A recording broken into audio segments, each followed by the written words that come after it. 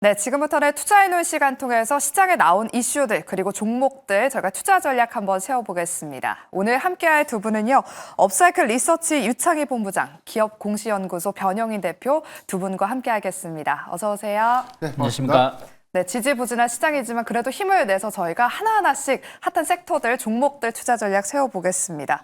네, 그리고 저희가 마지막 순서로는 탑픽주를 공개해드리고 있는데 우리 유창희 본부장님이 2주 전에 구리 가격이 좀 급등세를 보이고 있기 때문에 관련주에 주목해 봐야 된다라는 의견과 함께 풍산을 탑픽주로 꼽아주셨어요. 어제 네. 구리 관련 종목들이 한번 강하게 튀어오르면서 현재도 지금 풍산 수익권에 있습니다. 10%대 수익률을 기록했는데 지금도 구리 선물 가격 지수를 보니까 최고치를 경신하고 있더라고요. 네. 더 보유해볼까요? 네, 저는 조금 더 갖고 있어도 된다고 생각하고 있어요. 그러니까 이게 구리 가격 차트 잠깐만 보여드린다면 어떻게 보면 작년 여름에 고점을 이제 막 돌파를 시도하고 있거든요. 그럼 네. 이럴 때는 여기가 고점이 아니라 더 간다라는 생각으로 좀 접근을 해야 된다 생각하고 있고 구리 가격이 관세에 대한 어떤 우려감도 있지만 사실은 구리 생산하는 데 비용이 많이 들어가고 있는 부분들도 좀 있어요. 그래서 구리 가격은 조금 더 올라갈 수 있다는 부분들 감안하시면 저는 풍산, 이구산업 약간 조정을 준다고 하더라도 아직은 모아갈 자리다 생각하고 있습니다.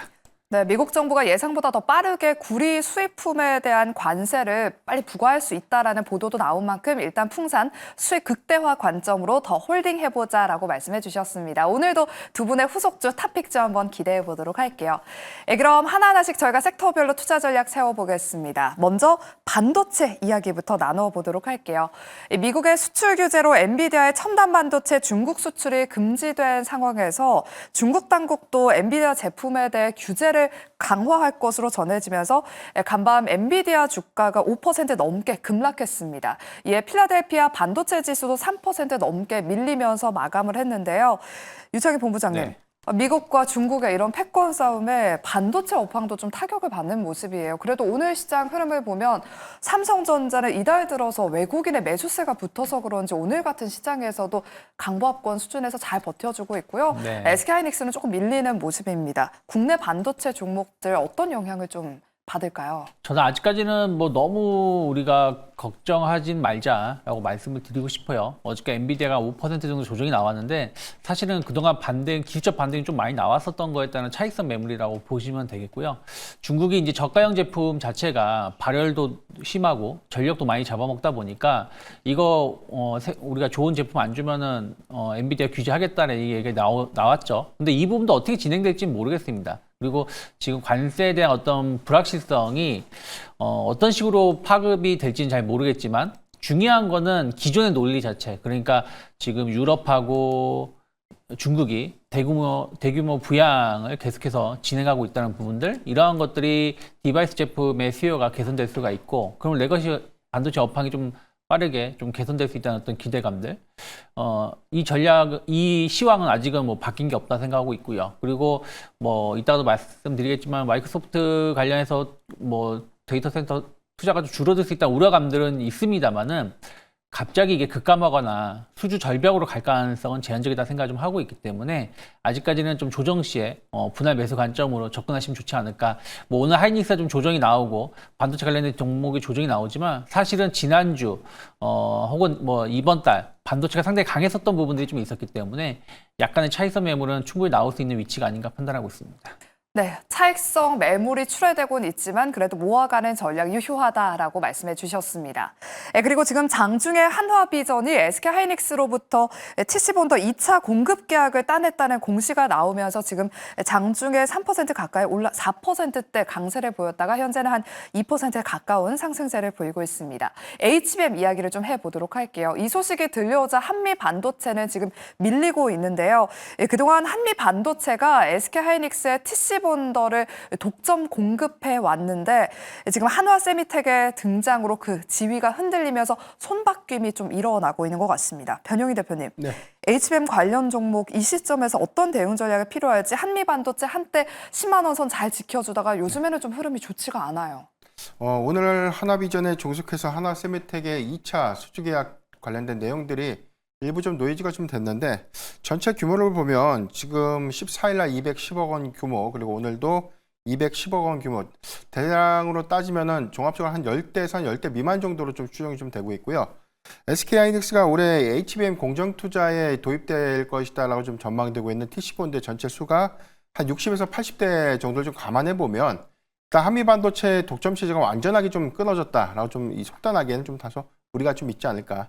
다만 이런 전략들은 SK하이닉스가 이 원가의 경쟁력 강화를 위해서 일부 이 장비, 도입 장비의 이원화 정책들이 일부 조정의 좀 빌미가 되는 그런 모습들이 이제 한미 반도체 입장에서는 악재가 좀 된 셈이겠지만 전체적인 어떤 공급량들이 아직까지는 한미 반도체가 SK하이닉스 향의 공급 비중이 하나세미텍에 비해서는 더 많다는 점을 좀 감안해 봐야 될 것 같고요. 이러한 부분들을 모두 다 차치하더라도 최근에 한미 반도체에 대한 하락은 다소 좀 과도한 하락이 아닌가라고 좀 판단되고 있는 부분들. 여기에 대해서 뭐 엔비디아의 H20 관련된 어떤 이 중국 규제 관련된 그런 어떤 노이즈까지 겸해서 어떤 수급적인 어떤 위축 요인으로 좀 작용을 했기 때문에 이런 것들을 좀 제외하고 본다면 순수한 어떤 실적 가시성 부분들은 뭐 1분기에도 양호한 흐름들을 좀 보여주지 않을까라고 좀 판단되고 있기 때문에 오히려 해당되는 어떤 급락 이런 부분들은 좀 오히려 좀 매수의 기회로 좀 활용할 수 있지 않을까 좀 부연드리겠습니다. 네, 실적이 양호할 것으로 예상되기 때문에 한미 반도체 현재 이런 급락세는 조금 다소 과하다라고 말씀해 주시면서 신규 접근도 유효하다, 가격적인 메리트가 있다라고 말씀해 주셨습니다. 네, 그리고 오늘 전력기기 관련 종목들도 동반 하락하고 있습니다.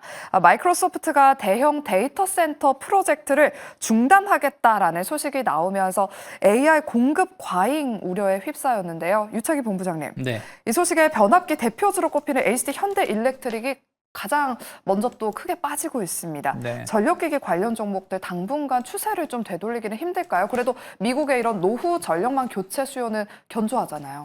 그렇죠. 그러니까 전체적으로 이제 전력망 수요에 대한 어떤 흐름들은 바뀐 게 없다고 생각하고 있어요. 물론 이제 마이크로소프트가 이번에 좀 데이터 센터 투자 규모를 좀 줄이면서 한 2기가와트급의 그 전력 투자가 좀 줄어든다는 소식이 나오면서 주가가 하락을 했지만 뭐 전체적인 어떤 미국의 어떤 인프라는 계속해서 늘어날 수밖에 없고 전력 인프라에 대한 어떤 투자는 더 확대될 가능성이 높다 생각하고 있습니다. 거기다 유럽이라든지 뭐 신흥국 이런 논리는 바뀐 게 없는데 다만 이제 전력 변압기 관련돼서 이제 우려감들이 나오는 것 중에 하나는 작년 상반기에 어마어마한 투자를 진행을 했는데 올해도 투자를 많이 한다라는 것이죠. 그러다 보니까 과거 조선주들이라든지 혹은 다른 뭐 화학이 됐든 뭐가 됐든 좋을 때 증설을 했는데 막상 업황이 좀 꺾이게 된다라면 이게 다 비용으로 다가왔었던 경우가 많다 보니까 변압기가 그러지 않을까라는 우려감들이 첫 번째가 있고요. 두 번째는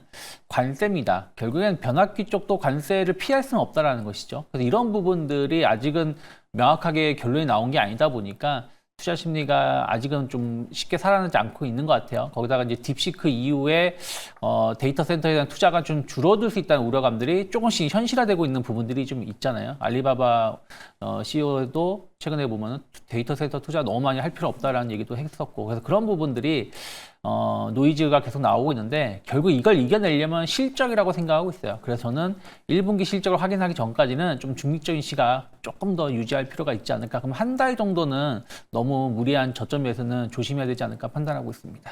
네, 전력 설비는 1분기 실적이 확인되기 전까지는 다소 보수적인 입장을 취하자라고 말씀을 해주셨습니다. 일단은 변압기도 결국 이 관세 문제에서 벗어날 수 없기 때문에 이에 대한 투심이 좀 약화된 것으로 풀이되니까요. 한 달 정도는 조금 더 지켜보자라는 코멘트까지 덧붙여 주셨습니다.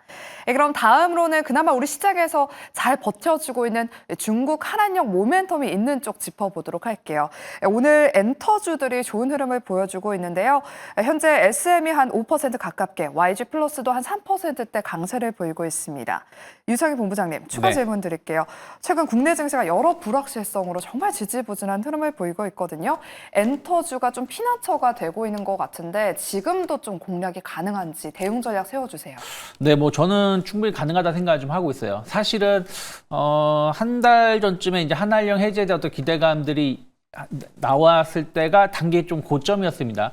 그 다음에 이렇다 할 어떤 액션이 나오지 않았는데 결국엔 이제 계속 뭐 그전에도 몇 번 말씀드렸지만 관세의 어떤 도피처가 될 수 있는 섹터는 뭐 엔터주 그리고 일부 뭐 음식료라든지 뭐 이런 부분들을 생각을 좀 하고 있기 때문에 저는 충분히 그런 거에 대한 어떤 매력 다시 한번 나올 수 있는 구간이 아닐까 생각을 좀 하고 있고요. 거기다가 이제 한알령이 해제가 된 건 아니지만 어쨌든 중국과 관계가 지금보다 조금 더 좋아지면 좋아졌지 더 안 좋아질 가능성은 제한적이라 생각을 좀 하고 있습니다. 그리고 중국은 어떻게 보면 플러스 알파였죠. 사실은 올 초 작년 말까지만 하더라도 중국에서 어떤 공연 때문에 엔터주가 잘 간다는 얘기를 한 사람이 단 한 명도 없어요. 그런데 이게 이제 올해 좀 이런 것이 기류가 좀 바뀌면서 플러스 알파를 실적을 증가를 보여줄 수 있는 거고, 그럼 원래 했었던 부분들 미국이든 뭐 일본이든 이런 쪽에 대한 어떤 공연은 꾸준히 늘어나고 있는 걸 본다라면 충분히 엔터주들 뭐 SM 오늘 신고가입니다. 그리고 YG 엔터테인먼트도 신고가는 아니지만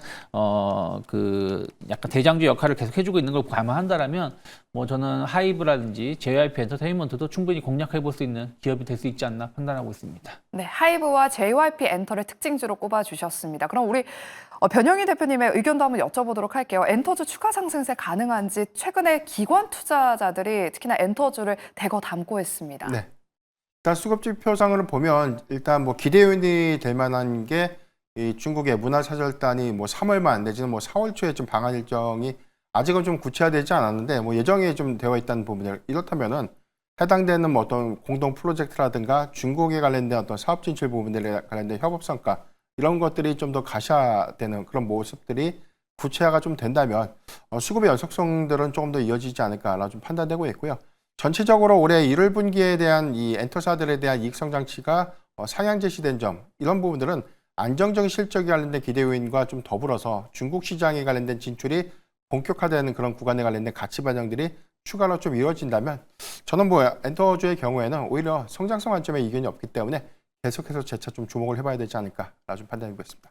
네, 엔터주들 성장성 관점에서 계속해서 바라봐야 된다. 추가 상승세 기대해 볼 만하다라고 짚어주셨습니다. 그리고 오늘 일부 화장품 종목들도 잘 가고 있습니다. 하지만 명품 플랫폼 반란 다들 아실 거죠. 그 배우 김혜수 씨가 처음에 이 반란 광고 모델로 발탁되면서 저도 반란이라는 이 플랫폼을 알게 됐는데, 최근 법원에 기업 회생을 준비 중이라는 의혹이 제기되면서 반란에 투자했던 실리콘투에 악재가 되는 것 아니냐라는 우려가 나오고 있습니다. 변영희 대표님, 그래도 실리콘투를 제외하면 화장품 종목들 오늘 보면 뭐 코스메카 코리아 그리고 뭐 APR, 펌텍 코리아 같은 이런 화장품 종목들 잘 가고 있거든요. K뷰티에 좀 영향을 미치지 않을까 좀 걱정이 되긴 해요. 일단 뭐 반란의 인수 전체적으로는 한 150억 정도에 대한 규모를 조건부로 좀 투자하기로 결정했다라고 좀 밝혀졌는데, 1차 투자액은 이 사무사채로 해서 이제 투자가 좀 완료가 됐고요. 추가적으로 2차 투자액 75억 원에 대해서는 5월 1일까지 매출 비중의 50% 그리고 매월 영업이익을 흑자 전환하는 조건이 선제되는 것이 추가적인 어떤 75억 원의 2차 투자 조건이었습니다. 근데 이런 부분들이 진행되는 과정에서 지금 이 회생 절차에 관련된 우려감들이 좀 커졌고, 여기에 대해서 뭐 이 대금 정산에 관련된 지연조차 이런 부분들이 악재로 좀 작용을 했는데, 일단 주목해볼 포인트가 이게 전반적인 화장품 섹터에 미치는 영향들은 좀 제한적이지 않을까라고 볼 수가 있겠고요. 지금 실리콘투의 경우에는 기존에 투자했던 75억 원에 관련돼서는 뭐 기한이익 상실 조건을 뭐 이유로 해서 75억 원을 당장 좀 회수할 수 있는지 여부, 이 부분은 뭐 계약서 사항에 대한 내용이 좀 중요할 것이기 때문에 회수가 가능하다면 재무 리스크는 좀 제한적이다라고 볼 수 있고, 만약에 회수가 좀 불가능한 그런 상태라면 75억 원에 관련된 향후에 어떤 이 회수 불확실성 관련된 부분들, 이 부분은 재차 어떤 리스크 요인들이 좀 될 수 있는 것이기 때문에 이 부분을 화장품 섹터 전반의 악재로 좀 해석하기보다는 실리콘투 개별의 어떤 이 재무 리스크로 좀 판단해 봐야 되지 않을까 좀 판단하고 있습니다. 네, 반란이 일부 입점사에 대한 지금 판매 대금 정산이 늦어지고 있어서 제2의 TMF 사태가 벌어지는 거 아니냐라는 그런 우려가 불고 있는데요. 그래도 K뷰티 전반적으로 영향을 미치진 않을 것 같다라는 전략까지 들어봤습니다. 그럼 저희가 세 번째로는 제약 바이오 섹터 이야기를 나눠보도록 할게요. 알테오젠의 파트너사인 머크의 키트로다 SC 임상 3상 결과가 오늘 유럽 학회에서 발표가 됩니다. 유의미한 결과가 나온다면 또 알테오젠의 SC 기술력을 다시 한번 또 확인할 수 있기 때문에 주가 상승의 트리거로 작용하지 않을까 하는 기대감이 있는데요. 주가를 보면 최근에 3월 18일에 46만 원 선 부근까지 올라왔다가 그 상승분을 다 반납하면서 현재는 35만 원 선까지 내려왔습니다. 유창희 본부장님, 네. 오늘까지 하락하고 있을 때 지금 기대감이 있기 때문에 좀 담아보는 전략 유효하지 않을까 싶은데 최근에 그 HLB 사태 때문이어서 그런지 좀 분위기는 좋지 않은 것 같아요. 어떻게 보실까요? 그렇죠. 뭐 HLB 이슈도 좀 있었고 사실은 유한양행도 좋은 임상 결과가 나왔는데 사실 그날 올라왔다가 좀 윗구르에 나오면서 하락을 하기도 했었죠. 뭐 알테오젠도 사실은 지난번에 한 2주 전에 대규모 수출 계약을 맺었을 때 올라온 다음에 그다음에 이제 주가 좀 하락을 하다 보니까 약간 임상 결과에 대해서 약간의 이제 불안감, 그러니까 잘 나온다고 해도 주가가 많이 오를까라는 우려감들이 좀 있지 않나 생각 좀 하고 있습니다. 그런데 저는 오히려 이제 주가가 많이 하락했다는 부분들, 이런 측면에서 본다라면 한번 지금 위치에서는 임상 관련해서 노이즈는 저는 거의 없을 거라 생각을 좀 하고 있습니다. 그래서 뭐 공략해 볼 수 있다 생각하고 있고 또 알테오젠 자체는 이제는 과거에도 그랬고요, 뭐 최근에도 그렇지만. 일반 제약바이오주와 달라요. 그러니까 일반 제약바이오주는 엄청나게 올라왔다가 조정받고 또 어떤 이슈가 있을 때 엄청나게 오르는 패턴을 보여준다면 그냥 알테오젠은 그냥 꾸준하게 완만하게 오르는 기업이라 보시면 될 것 같아요. 그러면서 중간중간 이슈가 있을 때 좀 조정은 나오긴 하지만 또 이것을 또 시간이 지나면 또 회복을 하는 모습이라고 본다라면 지금은 여기서 추가적인 조정이 나온다고 하더라도 충분히 현재 가격대까지는 35만 원, 뭐 혹은 30만 원, 40만 원 초반까지 반등은 충분히 나올 수 있기 때문에 꼭 내일 임상의 결과가 아니라고 하더라도 지금 가격 이하에서는 분할로 모아갈 수 있는 좋은 기업이 아닌가 판단하고 있습니다. 네, 알테오젠은 추가적인 40만 원 선까지는 좀 반등세가 나타날 만하다라고 말씀해 주셨습니다. 오늘 유럽 학회에서 임상 결과가 발표되니까요. 후속 뉴스까지 잘 체크해 보시기 바랍니다. 그리고 오늘 시장의 하락 원인이 뭐 다양하게 있겠지만 공매도 재개를 앞두고 이런 우려감이 또 시장에 반영이 되고 있는 것 같습니다. 그중에서 제약 바이오도 좀 이야기를 안 할 수가 없는데요. 물론 종목별로 좀 흐름이 다르긴 하겠지만 K바이오 대차 잔고가 증가하고 있다는 소식이 들려오면서 좀 우려가 있는 상황인 것 같습니다. 변영인 대표님, 네. 우리 대표님이 또 제약 바이오 종목들 잘 보시잖아요. 관련 종목들 지금 제약 바이오 공매도 재개를 앞두고 어떤 대응 전략이 좀 필요할까요? 네. 일단 대체장고 상위 종목들을 주목을 해봐야 될 것 같은데 코스피에서는 지금 셀트리온, 유한양행이 대체장고 상위 종목에 좀 랭크되어 있고 코스닥은 HLB 그리고 리가켄바이오가 대체장고 상위 비중을 좀 차지하고 있는데 대체적으로 보면 이게 유동주식수 대비해서 전체 대차장고 비율이 3%가 좀 초과됐을 때 이 부분이 공매도로 좀 전환될 수 있는 확률이 통계적으로 좀 높기 때문에 대차장고 비중 안에서 유동 비중 3% 초과 주식을 사실상 좀 유의를 좀 해봐야 되는 게 맞다라고 볼 수 있는데 이 부분은 과거와는 좀 다른 양상을 좀 보여주지 않을까. 왜냐하면 과거와의 양상과 좀 다르게 제약바이오 안에서 특히나 뭐 CDMO사들의 경우에는 작년에 어떤 실적 기조가 좀 명확한 성장 기조를 좀 확인한 바 있었기 때문에 안정적인 이익 기조를 좀 감안해 보면 CDMO사에 관련된 공매도 타깃 영향들은 저는 다소 좀 제한적이지 않을까라고 볼 수 있겠고 일부 이 파이프라인을 좀 연구 개발하는 임상 성과가 좀 다소 부진했던 그런 기업들의 경우에는 공매도의 좀 타깃으로 인한 수급 변동이 일부가 좀 우려되는 포인트가 좀 되겠지만 반대로 기술 이전에 관련된 성과라든가 그다음에 이 다음 어떤 임상 성과에 관련된 긍정적인 기대요인들이 남아있는 그런 종목군들의 경우에는 오히려 쇼커버링이 좀 더 유입될 수 있는 가능성이 좀 높지 않을까 이런 관점에서 보면 임상 모멘텀이 계속해서 재차 좀 유의미한 지표를 좀 계속해서 가져가는 그런 종목군들은 관심 있게 좀 봐야 되는 구간이 좀 되지 않을까라고 좀 판단해 보겠습니다. 네, 대차잔고 상위에 있는 종목들 또 언급을 해주셨어요. 일단 셀트리온과 유한양행, HLB, 리가켄바이오가 지금 대차잔고 상위 종목이다라고 일단 짚어주셨고요. 그리고 유동주식 대비 대차거래 잔고 비율이 3% 이상인지 이 여부도 잘 체크해보자라고 꿀팁까지 전해주셨습니다. 그럼 마지막으로는 저희가 최근에 조정받고 있는 조선과 방산, 그동안 정말 시장에서 잘 갔기 때문에 고점을 높이지 않을까라는 기대감이 있었지만 지금 투심이 다소 꺾였습니다. 오늘 대신증권에서는 삼성중공업에 대해서 미국의 LNG 방향성 그리고 유가 하락 구간에서 최대 수혜 기업이 될 것이다라고 말을 하면서 17,000원의 목표가를 제시를 했는데요. 유창희 본부장님. 네. 그럼에도 불구하고 지금 한 1%대 하락세를 보이고 있습니다. 조선주들 이제 옥석가리기가 시작된 건지 조선 섹터 전반적으로 좀 흐름 짚어주실까요? 저는 이제 계속 뭐 한 달 가까이 말씀드리고 있지만 조선주에 대해서 아직까지는 우리가 걱정할 정도의 어떤 문제점이 발견되고 있지는 않다 생각을 좀 하고 있어요. 기존의 논리들, 뭐 수주가 계속 잘 나오고 있고 또 여기에 중국이 점유율이 높아지고 있는 부분들에 대해서 미국이 규제를 한다는 부분들 그리고 미국도 이제 LNG라든지 이런 투자를 많이 하기 때문에 관련된 선박이 필요하다라는 거죠. 거기다 MRO에 대한 어떤 기대감들. 이러한 논리가 깨진 게 없다라면 전 조정을 받을 때 이게 심한 가격 조정이 아니다. 기간 조정은 언제든지 나올 수 있다 생각하고 있어요. 그럼 그 기간 조정에서는 조금씩 모아가는 전략을 가져가는 게 맞다 생각을 좀 하고 있습니다. 특히 삼성중공업 같은 경우는 LNG, 해양 플랜트 이런 쪽에 대해서 다른 기업들 대비해서 좀 경쟁력이 높습니다. 뭐 하나하고 현대 같은 경우 MRO 쪽에 집중했다라면 삼성은 여전히 이쪽에 투자를 많이 했으니까요. 그래서 어저께 보면은 LNG 관련해서 제기화 장치가 국산화에 성공을 했다라고 발표가 나왔고 이게 뭐 한 기당 한 3조, 4조 원 정도 금액이 된다고 해요. 전체 공정에서 비중이 30% 이상 금액의 30% 이상을 차지하는 부분들을 국산화한 걸 감안한다면 어떻게 LNG 시장이 커진다는 걸 감안했을 때 삼성중공업은 조정이 좀 나오더라도 지금 여전히 모아가는 기간 조정의 끝자락이다라고 보고 있습니다.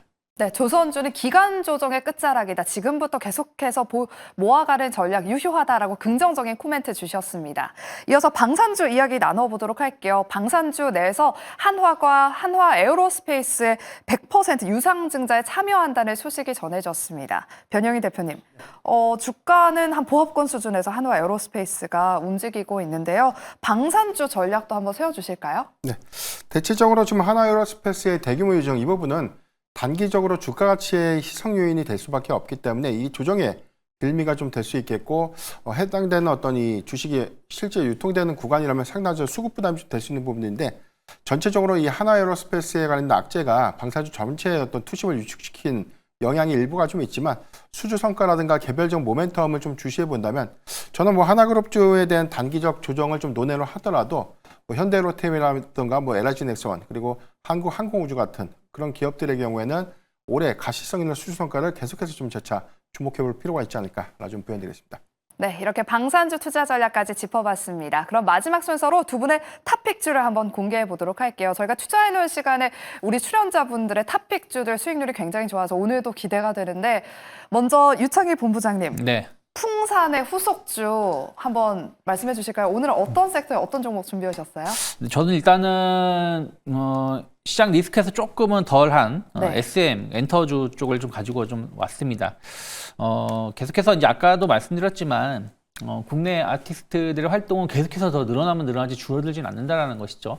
그리고 그 최근에 보면은 이제 국내에서의 공연이 약간 국내 정치적인 이슈들 또 올해 뭐 작년 말에 항공기 사고라든지 산불 등등 여러 안 좋은 이슈들이 좀 있다 보니까 어떤 공연을 많이 할 수 없는 분위기라면 저는 충분히 이제 한 4월, 5월 넘어갈수록 이제 이런 공연이 다시 좀 성수기로 진입할 수 있다 생각 좀 하고 있습니다. 그럼 국내 활동도 많이 늘어날 수 있다 생각 좀 하고 있고요. 거기다 아까 말씀드린 대로 어떤 중국에 대한 어떤 기대감들 이런 것들 감안한다라면 플러스 알파가 있다라는 거를 관심 있게 보시고요. 또 이제 고연차의 아티스트들의 활동도 늘어나고 있지만 신인 그룹들의 활동도 상당히 기대해 볼 수 있는 올해인 것을 감안한다라면 SM 같은 경우는 충분히 저는 이제 신고가를 그리고 있는 측면에서 본다라면 추가적인 상승 가능성 열어놓자. 그래서 일단 단기 목표가는 13만 원 정도 열어놓고 있고요. 97,000원만 크게 이탈하지 않는다라면 저는 조금 조정이 나와도 분할 매수 가능하지 않을까 판단하고 있습니다. 네, 오늘 유창희 본부장님은 시장의 리스크에서 다소 피해 있을 수 있을 만한 섹터로 엔터를 꼽아주셨고요. 그 안에서 SM을 목표가 13만 원으로 오늘 탑픽주로 소개해 주셨습니다. 이어서 우리 변영희 대표님의 탑픽주도 바로 공개해 볼게요. 어떤 종목 준비하셨나요? 예, 저도 같은 섹터 내에서 엔터요. 네, YG 엔터테인먼트를 오. 좀 준비를 했는데요. 마찬가지로 3월 달 말 그리고 4월로 좀 이어지는 기대 요인들, 특히나 중국의 시진핑 주석이 다음 달 APEC 정상회담에 뭐 참석을 좀 하게 된다면 오히려 중국과의 어떤 문화교류 관련된 가시성의 성과가 충분한 좀 기대 요인들이 좀 되지 않을까라고 볼 수가 있겠고요.